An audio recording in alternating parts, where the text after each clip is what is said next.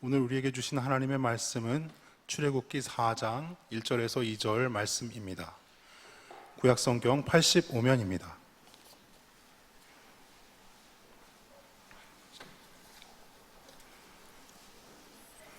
출애굽기 4장 1절 2절을 한 목소리로 봉독하시겠습니다.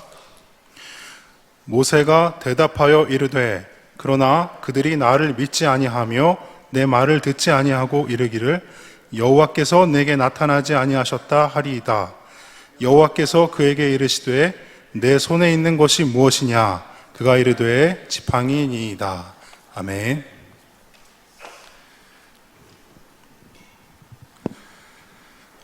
그리스 신화에 나오는 스핑크스라는 괴물은 테베 성문 앞을 지키면서 그곳으로 들어가려는 사람들에게 수수께끼를 냈습니다. 아침에는 4발로 걷고 점심에는 2발로 걷다가 저녁이면 3발로 걷는 것이 무엇이냐? 이 질문을 마치면 성문 안으로 들여보내주고 마치지 못하면 목숨을 빼앗아 갔다는 그런 이야기입니다. 우리는 이집트의 피라미드 앞에 있는 스핑크스를 잘 알고 있죠. 그런데 이 그리스 신화에 나오는 스핑크스는 이집트의 그것과는 조금 모습이 다릅니다. 이 괴물은 생김새부터가 매우 기괴하게 생겼습니다. 먼저 그 얼굴은 아름답고 매혹적인 젊은 여인의 얼굴입니다. 그런데 몸은 강하고 사나운 사자의 몸을 하고 있습니다. 게다가 그의 몸에는 독수리의 날개까지 달려 있습니다. 쉽게 상상이 되지 않는 모습이죠. 이 이상한 조합이 뜻하는 것은 과연 무엇일까요? 이 모습은 인간이 바라는 세속적인 욕망이 집약된 모습입니다. 이 젊은 여인의 얼굴은 아름다움과 즐거움과 쾌락을 상징하고 당당한 사자의 몸은 부와 권력을 상징합니다. 그리고 독수리의 날개는 우리 인간이 높이 오르고자 하는 욕구와 명예를 상징하는 것입니다. 다시 말하면 쾌락과 권력과 명예란 누구나 탐을 내는 사람들의 보편적인 욕망이라는 겁니다. 스핑크스는 이 욕망의 문을 넘어가려는 사람들을 붙잡고 수수께끼를 냈던 겁니다. 불행하게도 많은 사람들이 수수께끼를 마치지 못하고 성문 앞에서 죽임을 당해야 했습니다. 그런데 그중 한 사람이 이 문제를 풀었습니다. 그게 혹시 누구였는지 아십니까? 바로 오이디푸스라는 사람이었습니다. 이 오이디푸스는 자기 아버지를 살해한 자책감에 빠진 나머지 인생에 아무런 집착을 가질 수가 없는 그런 상황이었습니다. 스핑크스 앞에 섰던 사람들은 모두 자기의 욕망에 사로잡혀서 문제를 풀지 못했을 때 이 욕망이 없었던 오이디푸스는 그 문제를 아주 쉽게 풀 수가 있었던 겁니다. 자, 이 수수께끼가 우리에게 주는 의미가 있죠. 그것이 무엇이겠습니까? 사람이 4발에서 2발, 그리고 2발에서 다시 3발로 걷는데 걸리는 시간은 아침이 가고 저녁이 찾아오는 하루라는 시간처럼 잠깐이다라는 것입니다. 무슨 말입니까? 인생이라는 시간이 짧기 때문에 인간의 욕망이라는 것도 그만큼 덧없다라는 그런 뜻이 되겠습니다. 인생이 하루와 같기 때문에 우리의 마음을 비우고 살아야만 욕망의 문을 지나갈 수 있다는 것을 아는 사람은 많지 않은 것 같습니다. 왜냐하면 인간이 얼마나 연약한 존재인지를 망각하고 살 때가 많기 때문입니다. 대부분의 사람들은 인생의 저녁이 되어서야, 그것도 아주 어스름한 늦저녁이 되어서 지팡이를 짚고 나서야 인생이 하루와 같다는 사실을 동감하게 되는 것 같습니다. 그리고 자신에게 남아있는 것은 아무것도 없다라는 사실을 발견하고는 슬퍼하게 되는 것이죠. 그렇게 제 발로 설 수 없는 자신, 지팡이를 의지해야 하는 자신의 모습을 발견하고는 때로는 절망에 빠지기도 합니다. 그리고 자신이 움켜쥐고 있는 것이 얼마나 허무한 것인지를 절감하며 뼈저리게 후회하는 일도 많이 있음을 우리는 보게 됩니다. 그런데 성경을 보면 인생의 저녁이 되어 모든 것을 다 내려놓고서야 비로소 새로운 출발을 하는 사람들이 있음을 우리가 보게 됩니다. 이 사람들은 지팡이를 짚을 시기가 되었을 때 진정으로 자신을 발견하고 자신을 부르신 하나님을 발견하고 역사적인 소명을 받았던 그런 사람들입니다. 구약 성경에서 그 대표적인 인물이 바로 모세입니다. 구약 성경의 중심은 모세오경이라고 하죠. 그리고 율법책이라는 것도 모세의 율법책이라고 모세의 이름으로 전승이 되게 됩니다. 모세야말로 이스라엘 민족의 역사를 출범하게 한 출애굽 사건을 이끈 지도자이기에 이스라엘 역사상 전무후무한 하나님의 사람이라고 할 수 있겠습니다.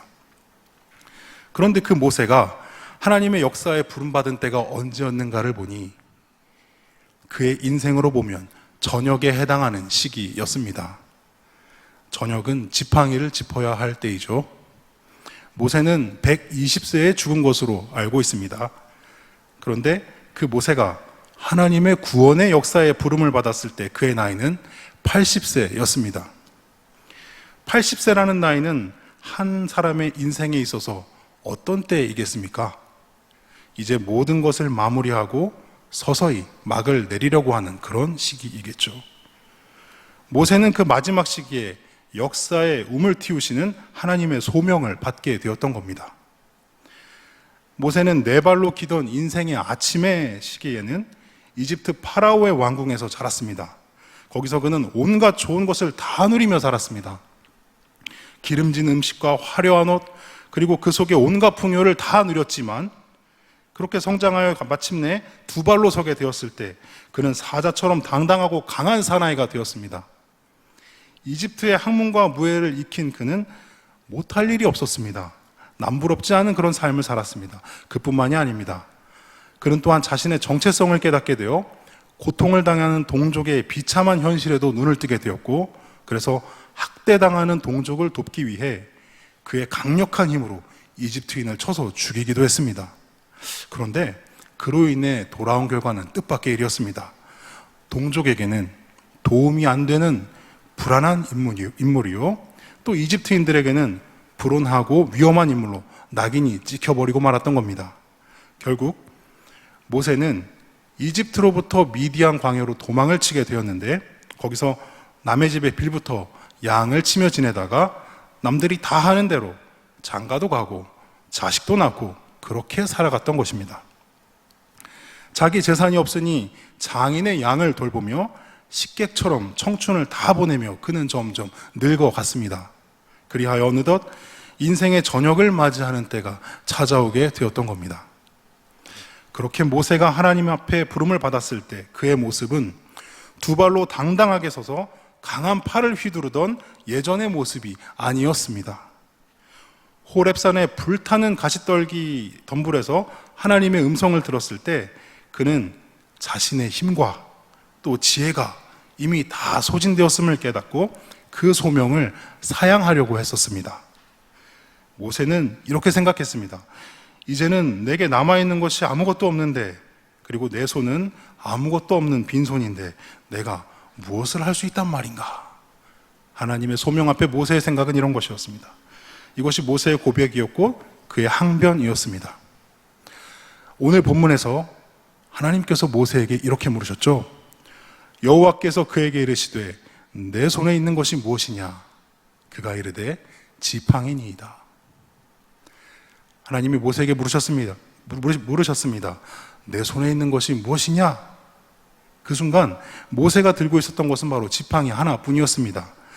여러분, 우리가 흔히 상상하는 모세의 모습은 잘못 그려진 것입니다. 우리가 생각할 때 보통은 이 출애굽 이야기를 그린 영화 10개의 주연 배우 찰스 헤스톤의 우람한 근육질 몸매와 또 그의 탄탄한 팔에 들려 있었던 구불구불한 멋진 큰 그런 지팡이를 떠올리지 않습니까? 그러나 그것은 그저 영화 속의 모습입니다. 물론 모세의 모습을 정확하게 재현한다는 것 자체가 가능하지도 않고 또 중요한 일도 아니겠지만, 그래도 실제 모습은 그것과는 많이 달랐을 겁니다. 모세는 죽는 날까지 기력이 쇠하지는 않았다라고 하니 아마도 건강하기는 했을 것 같습니다. 그러나 이미 팔순이 된 노인의 몸에 우람한 근육이 있었을 리는 없겠죠. 그리고 모세의 지팡이도 그렇습니다. 영화에 나오는 크고 멋진 지팡이이기보다는 그저 양떼를 모는 막대기나 몸을 의지해야 하는 초라한 지팡이였을 겁니다. 남의 양떼를 몰면서 지내다가 그렇게 늙어가는 신세인데 무슨 멋을 부리겠다고 그렇게 요란한 지팡이를 만들어서 가지고 다녔겠습니까? 모세가 들었던 지팡이는 그야말로 인생의 저녁에 필요한 세 발 중에 하나였을 것입니다. 그런데 하나님은 지팡이 하나밖에는 아무것도 가진 것 없는 모세 앞에 나타나셔서 이스라엘 백성들을 이끌게 하셨습니다. 그때 모세가 가졌던 지팡이는 능력의 지팡이가 아닌 무력함의 지팡이였습니다. 지팡이 하나밖에는 아무것도 남아있지 않은 약함, 아무것도 가진 것 없는 빈손, 그것이 소명을 받았던 그 순간 모세가 처해 있던 현실이었습니다. 하나님의 역사에 부름받기 위해서 모세는 끊임없이 자신이 가지고 있는 것은 아무것도 없고 자신의 손은 빈손임을 깨달아야 했던 것입니다. 그것을 깨달았을 때야 비로소 하나님은 모세를 찾아오셔서 그에게 소명을 주셨던 겁니다. 신약 성경에서 모든 것을 다 내려놓고 새로운 출발을 했던 대표적인 인물을 들라고 한다면 바로 바울을 들 수 있습니다. 바울 또한 인생의 저녁에 부름을 받은 사람이라고 할 수 있습니다. 바울이 언제 소명을 받았는지 우리는 정확하게 알 수 없습니다. 그러나 한 가지 분명한 것은 바울이 자신의 튼튼한 두 발로 온갖 열정을 쏟아부으면서 했었던 일은 그리스도인들을 박해하는 일이었다는 겁니다. 바울은 스데반이 돌에 맞아 순교할 때 그 자리에 있었고 스데반의 죽음을 마땅하다라고 여겼던 사람이었습니다. 스데반의 순교 이후 그리스도인들이 박해를 받기 시작하여 유대와 사마리아 지방으로 흩어지게 되자 바울은 사방으로 두루 다니면서 그리스도인들을 색출해내어 죽이는 일에 앞장을 서기도 했습니다. 그러던 그가 그리스도의 교회를 박해하러 다메섹으로 가다가 그 길에서 예수님을 만나게 되었습니다. 이 만남으로 그는 인생의 방향을 완전히 바꾸게 됩니다. 그는 전에는 그리스도의 박해자였다면 이제는 그리스도의 복음을 증거하고 교회를 세우는 그리스도의 사도가 되었던 겁니다. 다메섹 사건 이후로 바울은 이제 더 이상 자신의 두 발로 가고 싶은 곳을 마음대로 다닐 수 없게 되었습니다. 이전에는 자신의 신념과 뜻을 이루기 위해 어디든지 기세 등등한 의지로 뛰어다녔지만 다메섹 사건 이후로는 이제 자신의 의지가 아닌 하나님의 뜻에 이끌려 다니게 되었던 겁니다. 그래서 하나님께 이끌렸던 곳이 어디인가 보니 바로 죽음의 위협이 있는 곳이었죠. 바울은 다메섹에서 도망칠 때 광주리에 담겨져서 성읍 밖으로 나와야 했고 때로는 체포되어서 포박당한 채 끌려다녀야 했으며 그를 이송하는 배조차 풍랑에 표류해야 했습니다. 그렇게 어렵고 험한 길도 바울은 순종하며 걸어갔던 것입니다. 두 발로 서서 다니던 젊은 시절의 바울은 아마도 사람들에게 주목받으며 부러움을 샀을 것입니다. 그의 빼어난 가문과 뛰어난 학문은 그가 얼마나 열정적이고 활기찼는지를 짐작하게 합니다. 그러나 바울이 그리스도의 사도가 되었을 때 이러한 모습은 더 이상 볼 수 없게 되었습니다. 그는 심한 고역에 시달렸고 감옥에도 많이 갇혔으며 매는 수도 없이 많이 맞았고 죽을 고비를 여러 번 넘겼습니다. 그리고 40에서 하나 감한매를 5번이나 맞았고 몽둥이로 맞은 것이 3번이고 돌로 맞은 것이 1번이고 파손을 당한 것이 3번입니다. 그뿐만이 아닙니다. 24시간 동안 아득한 바다 위에서 헤매기도 했고 강물의 위험과 도둑의 위험과 동족의 위험과 이방인의 위험과 도시의 위험과 광야의 위험과 바다의 위험과 거짓 형제의 위험을 당했고 노동과 고역에 시달리며 여러 번 밤을 지새기도 했다라고 그리고 줄이고 목마르고 추위에 떨고 헐벗었다라고 성경에는 기록되어 있습니다.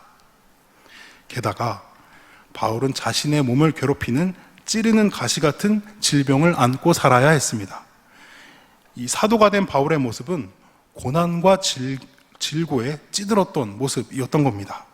오죽하면 바울의 편지를 보고는 무게와 힘을 느꼈던 사람들이 그를 직접 대면하고는 별것 없다며 돌아섰겠습니까?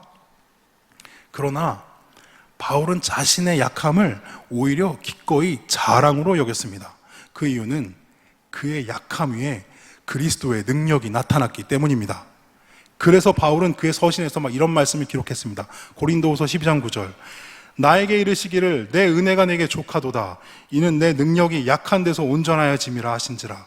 그러므로 도리어 크게 기뻐함으로 나의 여러 약한 것들에 대하여 자랑하리니 이는 그리스도의 능력이 내게 머물게 하려 함이니라. 그리고 또 고린도전서 1장 27절에서 29절 말씀은 이렇게 기록했습니다. 하나님께서 세상의 미련한 것들을 택하사 지혜 있는 자들을 부끄럽게 하려 하시고 세상의 약한 것들을 택하사 강한 것들을 부끄럽게 하려 하시며 하나님께서 세상의 천한 것들과 멸시받는 것들과 없는 것들을 택하사 있는 것들을 패하려 하시나니 이는 아무 육체도 하나님 앞에서 자랑하지 못하게 하려 하심이라. 바울은 그리스도의 소명을 따르기 위해 자신의 연약함만 남긴 채 모든 것을 배설물로 버리며 비우는 삶을 살았던 것입니다. 예전에 부흥집회에서 들었던 이야기입니다. 어느 손이 귀한 집에 아들이 하나 있었다고 합니다. 이 아들은 대를 이은 외동 아들이었습니다. 금쪽 같은 아들이니 집안에서 얼마나 귀하게 떠받들었을까요? 그런데 어느 날 이 귀한 아들이 글쎄 소리를 지르며 울고 있었습니다. 그것도 아주 기겁을 하며 놀란 듯이 큰 소리로 울었습니다. 온 식구가 놀라서 달려 나와 보니까 이 아이는 도자기에 손을 집어넣은 채 울고 있었던 겁니다. 아이가 작은 도자기에 손을 집어넣었는데 이게 영 빠지지를 않더라는 겁니다. 그 상황 속에서 이 아이는 매우 놀랐습니다. 그런데 이 도자기는 집안에서 옛날부터 물려받은 아주 귀한 물건이었던 겁니다. 그 가격도 가격이지만 대대로 갑옷처럼 내려오는 물건이었던 겁니다. 아버지는 우선 이 아이를 달랜 다음 조심스럽게 손을 올리게 하고 거기에 비눗물을 붓고 기름을 바르고 빼려고 할 수 있는 모든 방법을 다 써보았는데 근데 이게 웬일일까요? 손이 빠지지 않는 겁니다. 자, 이 상황에서 어떻게 해야 하겠습니까? 아이는 더 겁을 먹고 울어대고 손은 점점 더 부어오르는 것 같고 그야말로 난감한 상황이 되었던 겁니다. 그래서 가족들은 모여서 긴급 회의를 열었습니다. 회의를 한 결론은 아무리 가보가 중요하다지만 그래도 아이의 손보다 더 중요할 수는 없다라는 겁니다. 그래서 결국 그 도자기를 깨뜨리기로 했습니다. 눈물을 머금고 그 도자기를 딱 하고 깼는데 깨고 보았더니 도자기 안에 있던 아이의 손이 꽉 쥐어져 있더라는 겁니다. 그래서 그 손을 펴보니 아뿔싸 유리구슬 한 개가 떼그르르 굴러 떨어지는 게 아니겠습니까? 그렇습니다. 움켜진 손을 단지에서 뺄 수 없듯이 움켜진 손으로는 새 것을 받을 수가 없는 것이죠. 하나님의 소명 또한 빈손 위에 주어지는 것입니다. 잔뜩 움켜진 손으로 어떻게 더 받을 수 있겠습니까? 그리스도의 능력은 그 능력을 받기에 충분히 비어있는 곳에 우리의 연약함 위에 역사하시는 겁니다.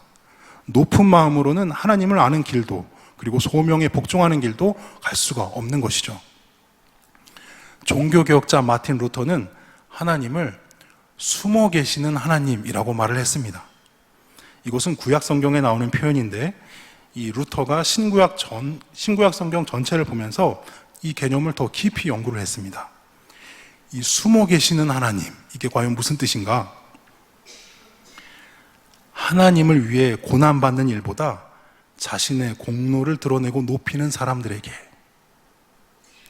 자신의 연약함보다 자신의 힘을 우선시하는 사람들에게, 그리고 그리스도의 십자가보다 자신의 이익을 위한 영광을 우선시하는 사람들에게 하나님은 철저하게 숨어 계신다라는 그런 뜻입니다. 이런 사람들에게는 하나님이 숨어 계시기 때문에 하나님이 보이지가 않아서 알 수가 없게 된다라는 그런 뜻인 것이죠. 하나님은 오직 연약함과 고난과 십자가 안에서 진정으로 발견되시는 분이라는 바로 그런 뜻이 되겠습니다. 하나님의 소명은 인생의 저녁의 때를 맞이한 모든 사람들에게 자동적으로 주어지는 것이 아닙니다. 하나님 앞에서 자신의 존재가 저녁 때가 된 것 같은 그 연약함을 깨달은 사람에게만 주어지는 것입니다. 자신의 연약함을 깨닫고 그 연약함으로 이웃의 연약함에 공감하며 그리스도의 연약하심의 그 깊이와 높이를 바라보는 사람에게만 하나님은 나타나시고 친히 말씀해 주실 것입니다. 모세에게 발견되셨던 그 하나님이, 그리고 바울에게 발견되셨던 그 하나님이 오늘 이 자리에 모인 저와 여러분에게 숨어 계시지 않고 발견되는 그 은혜가 있기를 바랍니다. 우리에게 새로운 소명을 주시고 그것으로 하나님의 뜻을 이루어가게 되는 그 은혜를 누리는 저와 여러분들 되시기를 바랍니다. 기도하겠습니다.